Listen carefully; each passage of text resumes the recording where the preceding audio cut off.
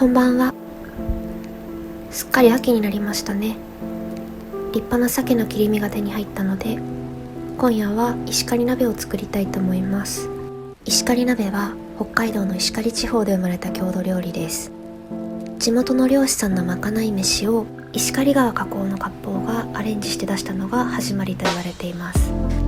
出汁を取ります。お水に昆布を浸しておきます。鮭のアラは霜降りします。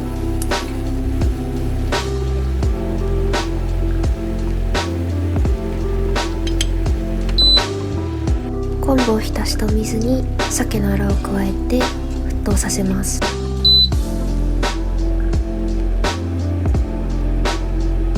沸騰する直前で昆布を取り出してアクを取ってそこから40分ほどじっくりと煮ます。出汁が取れたら合わせ味噌を加えます。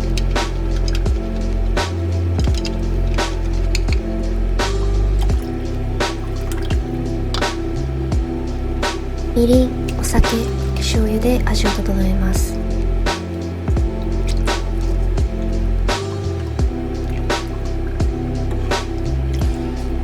生鮭に塩を振って15分ほど置いて水分が出てきたら拭き取ります。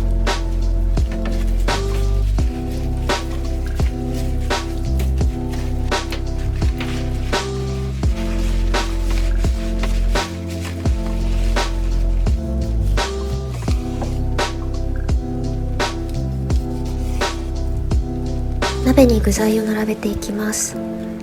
甘みのあるキャベツ、玉ねぎを使うのが定番だそうです。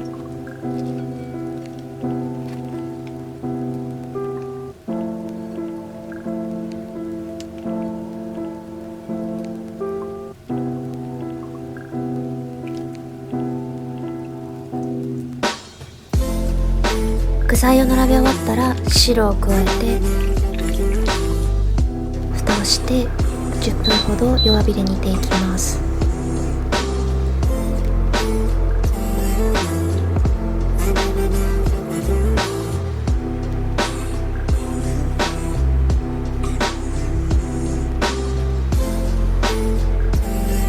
たっぷりのバターを加えてコクを出します。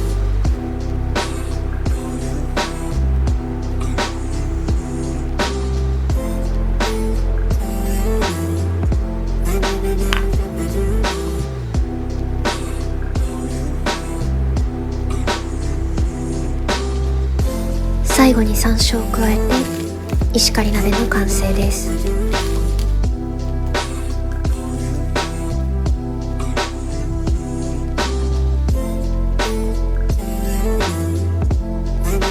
ご視聴ありがとうございました。